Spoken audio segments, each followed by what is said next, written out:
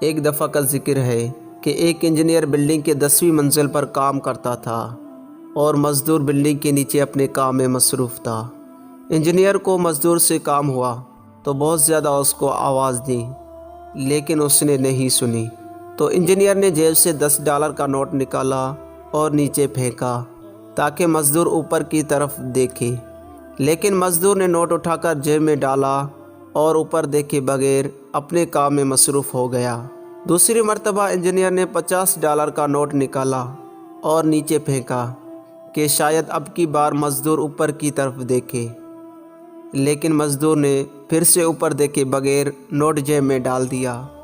اب تیسری بار انجینئر نے ایک چھوٹی سی کنکری اٹھائی اور اسے نیچے پھینک دیا۔ کنکر کا مزدور کے سر پر لگنا تھا کہ اس نے اوپر کی طرف نگاہ کی۔ پھر انجینئر نے اسے اپنے کام کے بارے میں بتایا۔ پیارے دوستو، یہ در حقیقت ہماری زندگی کی کہانی ہے۔